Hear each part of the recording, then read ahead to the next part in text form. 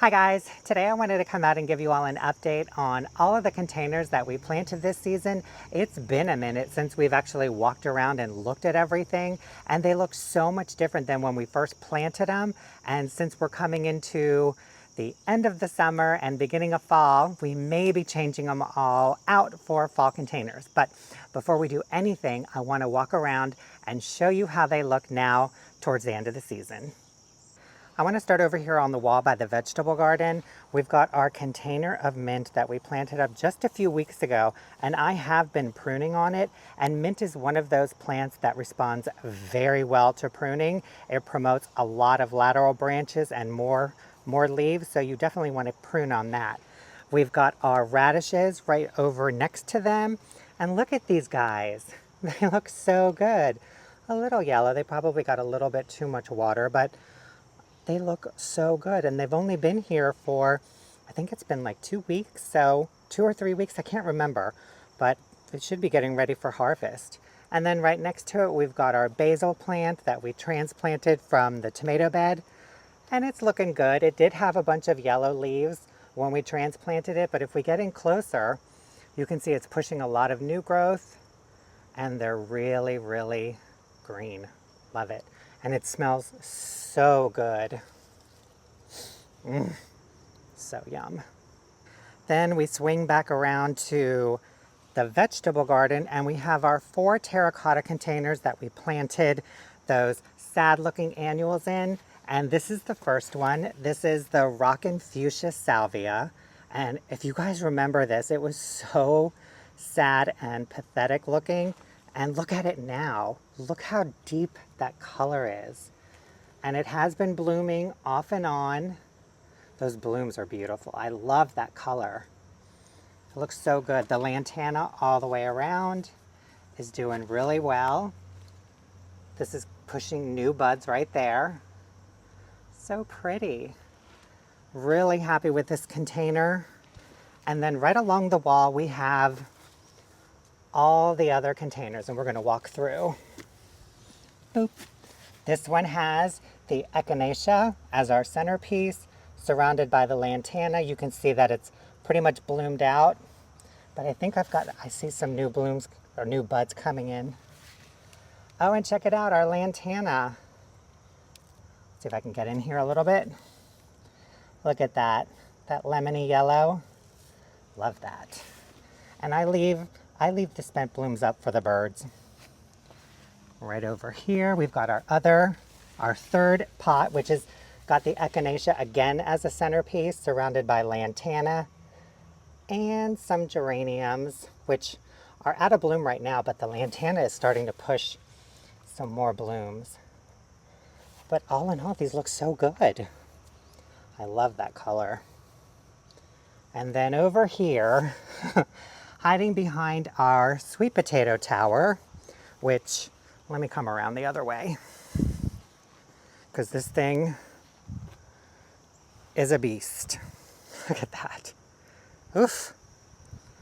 Look at this salvia. This is another Rockin' Fuchsia Salvia, and this one is going for it. And I was actually concerned about this one because I thought this one was not getting as much sun, but apparently it is loving its spot. Look at that. Oh, this is my first time with Rockin' Fuchsia, so it definitely stays a little more on the compact side. It's not like the Plain the Blues, which we'll check out in a minute, but it looks beautiful. Surrounded by lantana. That seems to be the popular choice in these containers. It's actually what we had on hand. But they look really good. As we make our way back, I want to show you the zinnia patch really quick, because while it does look really pretty, if you get in close, it is hit with powdery mildew, so these will be pulled very shortly. But we do have some Plain the Blues over here. Look at that, so pretty. All right, let's go check out our containers. On the kitchen porch, we have our 2 terracotta pots with our lettuce. And they're looking good. They were so tiny when we planted them. They are looking a little leggy, like they're stretching, which is kind of surprising because they've done so well up here before in the past. So I may harvest these and replant them again, but all in all, I'm really happy with them. And then swinging back around on the patio, you can see we've got our 4 pots with our Plain the Blue salvia. We did have sunflowers in here as well, but the squirrels kind of attacked them. And I think I have a picture. I have a picture of a squirrel practically hanging upside down, I think, or just hanging on the branches of the salvia and just completely decimating the sunflowers. And they used they used the Plain the Blue salvia as like a launching pad. And if you know anything about Plain the Blues, as it gets bigger, it has like a bunch of trunks or stems from the main stem, and they get very stiff and brittle. So what happens is, if anything weighs them down, they tend to split. So if I stand back, you can see it's just completely fallen over here. And that's because the main stem, one of these main trunks, got bent. So it's literally like, but I don't have the heart to cut it off, because even though it's just hanging really low, the pollinators are still feeding off of it. But if we go right behind it, this is what an untouched Plain the Blue salvia looks like. Isn't that beautiful? It's huge, you guys. And let me tell you, look, we have a bumblebee sleeping on here. Just kind of hanging out. But it's early morning and the pollinators are already all over this. It looks so good. Look at that. Isn't that just beautiful? If I pan over here to the other side of the patio, I'm going to go slowly. Here we have another one where you can see the squirrels kind of went after the sunflowers and broke a couple branches or bent them, but I just leave them. I don't care, because you know what? It's so much food for the pollinators. I'm like, I don't care. We'll just leave them. And they're such a showpiece. Love these. And here's our final one. This is the one that got nailed the hardest, and it actually rebounded, but you can see what happens when you put too much weight on it. It kind of just goes, but it's still just gorgeous. And look, we're coming again. Pollinators everywhere. Okay, let's make our way to the hanging baskets. I haven't killed these, which I'm really happy about. Look at that. Pink Gara. I forgot the name of this, but I'll put it up on the screen. It is I don't think it's a Supertunia. And look at that Chondra Silver Falls. Just beautiful. I love this combination. It's doing really well. Still alive. And look at this. This is the one that we just planted up a couple weeks ago. The Gara has completely taken off, which is exactly what I wanted it to do. It's so wispy and ethereal. I love it. And it's surrounded by some lavender mums, I know, and some super bells. Some beautiful yellow super bells. Look at that. So pretty. Ugh, I love it.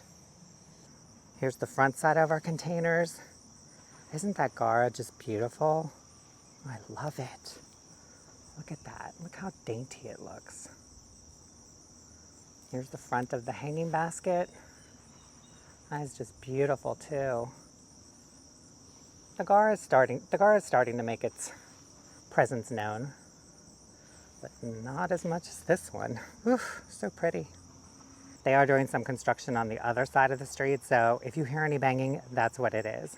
Right over here in the front bed, we've got our container of mint that I brought out from the back because I don't think it was getting as much sun as it needed to as the summer season comes to a close. So I brought it out here and I hadn't trimmed on it too much, so you can see how a lot of the stems got a little woody. So I just basically did a rejuvenation prune, hacked it all the way back, brought it out here, watered it, sunlight, and look at that. It's just coming back up all over again. so good. And this is sweet mint. This is my mom's mint that we've had for decades. And it just keeps coming back every year. And it makes the best tea. Oh, so good. Now let's go over to the front where our final two containers are. Don't mind the hose. I've been doing some supplemental watering. But here in our front porch, we have the two part sun, part shade containers looking pretty crispy. So let's get in here to the first one. We had a hosta here, which obviously is getting way too much sun. So we're probably just gonna have to cut this back when we redo this container. We did have coleus in here, which I don't know where it went. We've got a heuchera. This is the cherry truffles, and it is doing really well. This handled the sun beautifully. We had some moss that, where are you? We had some moss that kind of died that's trying to come back. What is this? I forgot this. Oh, I think it's spot on lungwort. That's what it is. Brain cramp. Spot on lungwort. Beautiful, but it does not handle a lot of sun. And apparently this was just getting a little too much sun. Look at this variegated vine. I forgot the name of this too. I'll try and find it, but look how long it is. Oh my God. And the dichondra silver falls. I never trimmed these because I wanted to see how long they would get. Look at that. Yeah, this has seen better days. Still looks good though. And here's our final part sun, part shade container. Same thing with the hostas. Oof, crispied out, but look at the coleus. This thing has taken off. Wow, that looks so good. And this color is like a chartreuse limey green, and it's so pretty. We have a, this was another heuchera, but it wasn't the same, and I can't remember. It was just like a purple. This one not doing so well. Not doing so well in the sun. Unlike the cherry truffles. Some more variegated vine. And some creeping Jenny because I couldn't find any more dichondra silver falls. So pretty. It still looks good, minus the crispiness, but we're gonna have to change these out. So all of these containers were planted up using the Espoma potting mix and Proven Winners slow release fertilizer. And then every week I've been coming out and fertilizing them once a week with the Proven Winners water soluble fertilizer. Because these are such high performing plants, they need a constant feed of nutrition. And the Proven Winners water soluble is a great fertilizer because the plants can take it up really fast. So you've got the slow release fertilizer that provides a continuous slow feed throughout the season, and then you have the once a week water soluble, which is like a quick, like the plants can just go suck it up and they get a little extra nutrition. And I think that's what really helps all of these plants stay green, stay happy, stay healthy, and continuously blooming and putting on a great show for us. So anyways, guys, that's it for this video. I just wanted to come out and again, just show you all of the containers that we have on the property. And it wasn't too many, a lot like last year. Last year, I feel like I did like twice as much, but I just felt like I didn't want so much clutter all around like the patio or like around the steps. So kind of scaled it back a little bit this year. And I actually kind of am happy with the amount of containers that we have and how they're producing or how they're blooming, I guess. So anyways, guys, thank you so much for watching this video. I hope you enjoyed it, and we'll see you in the next one. Have a great day. Bye.